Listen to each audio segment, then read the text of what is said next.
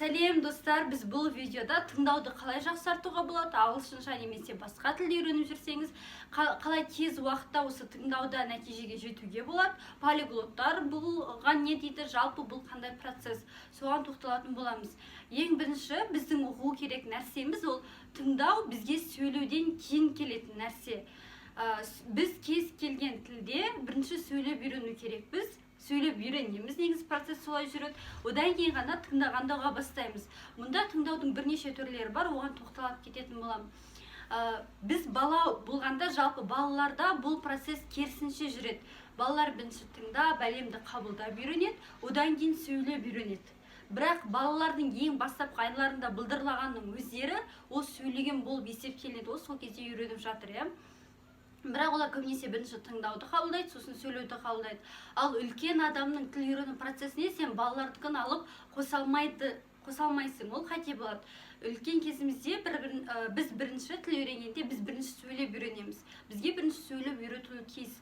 Кейін ғана біздің құлағымыз тыңдауды үйренеді. Тыңдауды біздің құлағымыз және миымыз үйренеді. Жалпы кез келген тілге, тіл ол үйрену, бір тілді қолдану, сол тілде сөйлеу, сол тілде тыңдау, ток-шоулар, кинолар барлығын көру, ол бізге әдет болып қалыптасқан нәрсе. Мысалы, бір бала туғанда, ол қазақ тілінің функциясымен ғана тумайды. Ол бірнеше тілдің үйреніп кететін функциямен туады, гибке. Бірақ оны ата-аналары осы қазақ тіліне ыңғайлап үйреткізеді. Қазақ тіліне ыңғайлап үйреткізеді, ол қазақ тілінде сөйлеу, қазақ тілінде тыңдау, ойлау, ол оның әдетіне айланып қалады. Әдетіне және оған комфорт алаңы осы қазақ тіл болып қалады.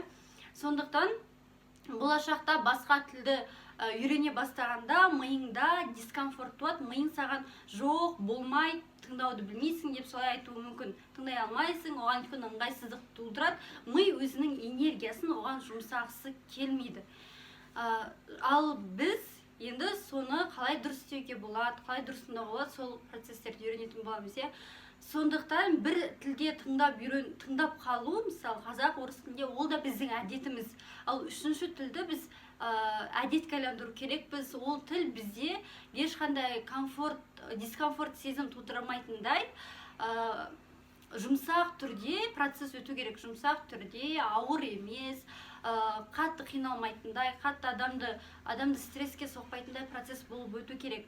Бірақ ағылшын тілі және басқа тілдерді үйреніп жатқанда ондай стресспен өтеді осы сәт, тыңдауды үйренетін сәт. Неге? Ең бірінші мынандай бар, өмірдегі ағылшын тілі бар және фильмдегі ағылшын тілі бар. Егер сіз кез келген блогердің, ағылшын тілін үйрететін блогердің блогын ашып барсаңыз, ол сериал көруді, фильм көруді ұсынады, ол дұрыс ұсынады. Бірақ біздің оқу керек нәрсеміз, біз басында сөйлеп үйренеміз. Менің атым Назгүл, мысалы, мен осынша жастамын, осындай өмірбаяным осы. Осыны сөйлеп үйренгеннен кейін, тура осыны басқа біреу айтса, бізге тыңдауға оңай болады. Өйткені ол процесті сөйлеу барысында ол программаны біз миымызға жазып тастадықта, тыңдағанда ол бізге оңай болады. Именно қандай native speakerмен көбінесе тыңдағанда ол оңай болады. Кейде өмірдегі ағылшын тілі кинодағы ағылшын тілінен қарағанда жеңіл болады. Өмірде сен тезірек оқып кетесің. Процессмен де мысалы солай жүрді. Мен түрлі приложениялармен, ағылшындықтармен сөйлескенде ұғатынмын, егер тура сол нәрсені кинода айтса ұқпай қалатынмын. Немесе кейбіреулерінде наоборот болады. Ол кино мен сериалда соны ұғады, бірақ өмірде сол нәрсені ұқпай қалуы мүмкін. Бірақ біздің бүкіл миымыз таныс мәліметтер, біз сол сөздерді өзіміз білсек, қолданып жүрсек, оны тыңдауда оны ұғу әлде қайда жоғары процентіміз, ықтималдылығымыз жоғары. Ал өзіміз мүлдем білмейтін нәрселерді болса, оны тыңдағанда ұқпауымыз, енді ол естественно, біз ұқпай қаламыз. Кейде өзіміздің білетін нәрселерімізді да біз тыңдағанда ұқпаймыз. Тыңдауды қалай жақсартуға болады? Ең бірінші, тыңдау 4 түрлі этаптан тұратынын білу керек. Сіз бастапқы деңгей болсаңыз, тыңдау ол сіздің сериал көре бастаған кезіңізден, сіздің мұғаліміңіздің ағылшын тілінде сізбен сөйлесе бастаған кезінен, ағылшынша бір досыңызбен сөйлесе бастаған кезден басталуы мүмкін. Енді сізге бүйтіп айтайын, сіз қазір бір сериалды бастадыңыз көріп, сіз сериалда өзіңіз білетін материалдың, өзіңіз білетін сөздердің барлығын ұқпауыңыз мүмкін. Өйткені олар бүйтіп цеп сияқты бір-біріне жалғасаны му деп сөйлеп тұрған сияқты болады. Бір-біріне жалғасып ұзақ, бір сөзден бір сөзді айыра алмайсың. Білетін сөзіңнен білмейтін сөзіңді айыра алмайсың. Ұзақ арасында бір-екі ақ сөз ұғатын болады. Ол миыңыз өйткені сол кезде ол шокқа кіреді. Өйткені таныс емес нәрсенің барлығы миды өте қорқытады. Тіл үйрену процесі ол ең бірінші психологиялық процесс. Таныс емес нәрсенің барлығы миды қорқытады. Ол бірінші блок қояды оған. Жоқ, тыңдама, бәрібір ештеңе түсініп жатқан жоқсың ғой. Біздің курсқа қатысатындар, ағылшын түрік тілі курсына қатысатындар сөйтіп айтады. Бәрібір ештеңе түсініп жатқан жоқсың ғой, неге маған бересің көруге деп. Өйтуге болмайды. Ол біраз уақыттан кейін осы процесте көбіне ең алғаш тілді үйреніп бастайтындардың қателігі, ол өзі ең алғаш үйреніп отырғанын ұмытып кетеді. Оның деңгейі примерно ол pre-intermediate болуы мүмкін. Тыңдауға байланысты көп аудиолар, видеолар, шоулардың барлығы pre-intermediate-тан басталады. Оның деңгейі pre-intermediate болуы мүмкін, ол ұмытып кетеді. Өзінің деңгейін pre-intermediate, оған почему-то ана сериалды көріп отырғанда жақсылап оқып отыру керек сияқты болып келеді. Одан кейін оқып отырмағаннан кейін ол жынданады, ода миы ұқпайды, блок қояды, одан тастап кетеді да, тастап кетейін десе тағы болмайды, сөйтіп жүреді. Тіл оған бұл жалпы стрессқа толы, тіл үйрену ешқандай наслаждениесі жоқ кезең болып өтеді. Бұл өте қате, иә. Сіздің бірінші ұғу керек нәрсеңіз, сіз бастапқыда ештеңе ұқпауыңыз, ол өте дұрыс, тіпті өте нормальный, кәдімгі жағдай. Осындай настроймен барсаңыз, мен қазір фильмді көріп шығам, көбінесе субтитрсіз көріңіз. Ми әркез оңай нәрсеге қарай жүгіреді, ол субтитрға қарай жүгіреді. Ол тыңдауды қалдырмайды. Ана былай өтіп жатады, сіздің көзіңіз оқып, содан мәлімет қалдырып отырасыз. Просто басында отырып көріңіз.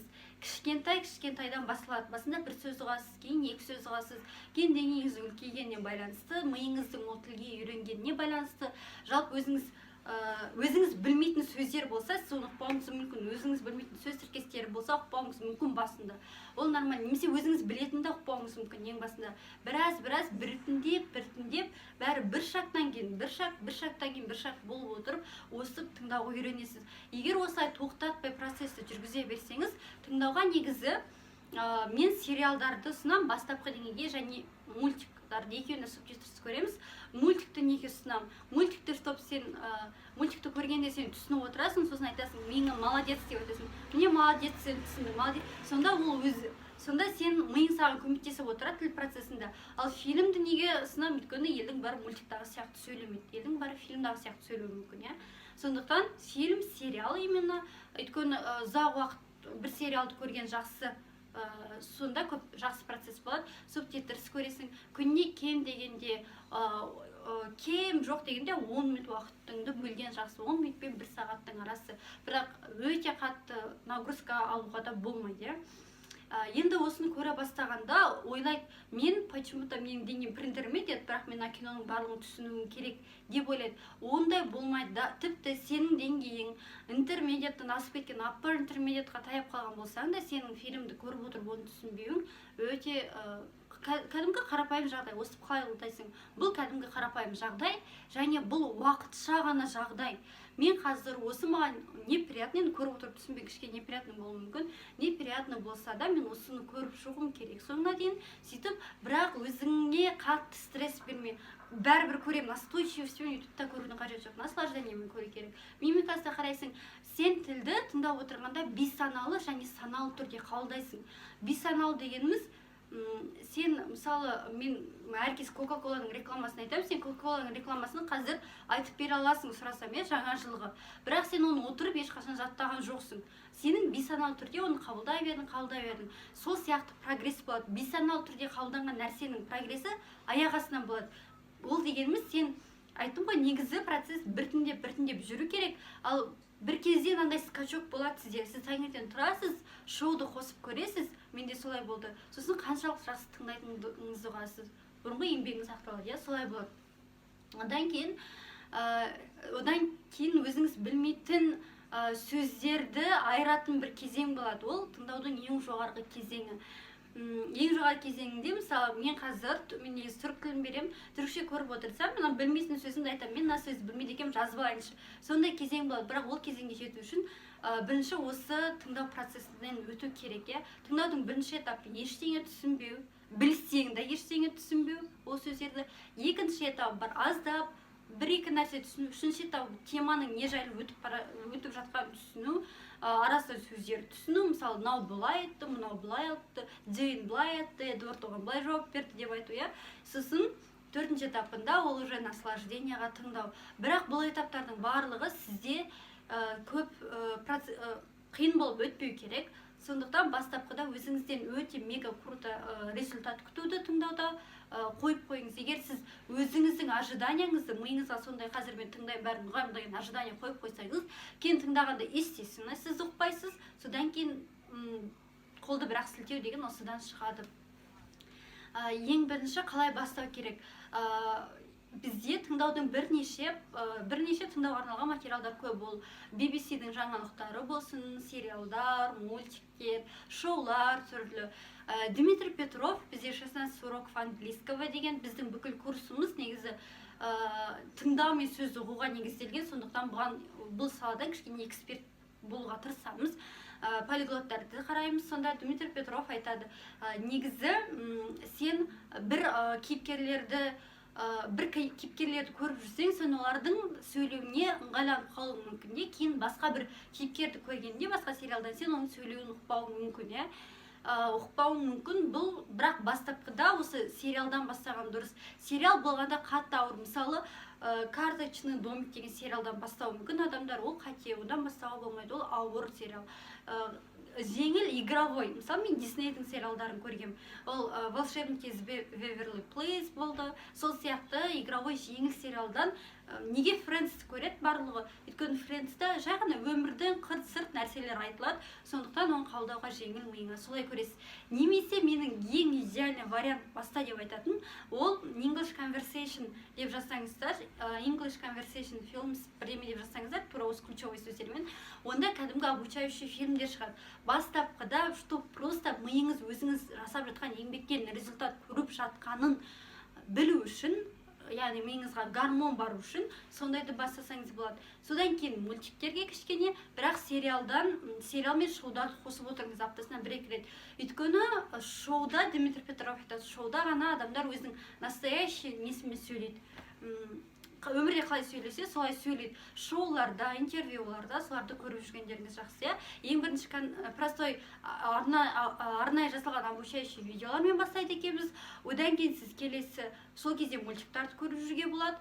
Одан кейін келесі сериалдарды қоссаңыз болады. Аздап сериалдан кейін шоуларды қоссаңыз болады. Осы төтемен жүрге тырысыңыз, субтитрмен көресіз. Паника ұстамаймыз, ұқпасаңыз нормально басында, біліп тұрып ұқпасаңыз да нормально. Ол бір уақытты тыңдау дегеніміз біраз уақытты қажет ететін процесс. Бірақ бұл үзбей істеу керек бұны. Бір күні бір сериалдың 4 сериясын көріп ап, бізде арнайы сериалдар мен фильмдермен жұмыс деген бар түрік тілінде. Астынан номеріңізді қалдырып кетсеңіз, сізге ссылкасын жіберейік, хотя ол жабық сабақтардан тұрады, ссылкасын жіберейік, соны көрерсіз. Содан кейін миыңнан мега үлкен нәрсе күтуге болмайды, өйткені естественно ол барлығында солай болатын табиғи процесс. Тыңдау өзі ұзақ уақытты қажет етеді, тіпті сөйлеудің өзі оншалықты ұзақ уақытты қажет етпеуі мүмкін тыңдау сияқты. Содан кейін міндетті түрде өзіңіздің тіл үйрену процесіңіздің 3-ші сабағынан бастап, сіз не істеп жатқаныңызды айтылатын кезден бастап, түрлі приложениялар арқылы біздің оқушылар көбінесе спикерді қолданады, сосын бір-бірінің арасында сөйлеседі, бізбен сөйлеседі. Қолдану арқылы native спикермен сөйлесіп бастаңыз, оның ерекшелігін уже біліп отырасыз. Онымен сөйлескенде, сосын native спикерді уже бір адамға да үйреніп қалады, одан комфорт сезінеді. Бірнеше адаммен ауыстырып отырсаңыздар болады. Бірнеше дос онымен жазып сөйлесудің қажеті жоқ. Не аудио жіберу керек, не аудио звонокпен звондап сөйлесу керек. Ұялмау керек, мен сөйтіп сөйлескен кезінде, содан нәтиже шықты. Бірақ мен түрік тіліне байланысты айтып жатырмын. Ағылшын тілін мен де сіздер сияқты үйренушімін. Менің үйрену процесім осылай жүріп жатыр. Бізде ағылшын тілінің беретін арнайы Америкаға барып келген маман бар. Тура осылай жүресіз. Одан кейін өте үлкен нәрсе, бастапқыда сізге мотивация ұрып, сіз көп нәрсені көруіңіз мүмкін, көп уақыт бөліп кетуіңіз мүмкін, бірақ негізі бір келкі кайдзен деген сияқты тоқтамайтын ұзақ уақыт бойы қараған дұрыс. Лучше 5 сағаттан бір күн, екінші күн тастап, үшінші сағат 5 сағаттан көргенше 10 минут, 20 минуттан үзбей көрген дұрыс. Ең жақсы нәтижені, бум деген нәтижені осы нәрсе береді. Бұл сізде қайтадан напряжение тудырмайтын процесс болып өту керек. Тура осыны қолдансаңыз, сізге нәтиже шығады. Нәтиже де бірден шықпауы мүмкін, тыңдау ұзақ уақытты талап етеді. Сондықтан нәтиже шыққанда бізде комментарийда бөлісіп қойсаңыздар болады.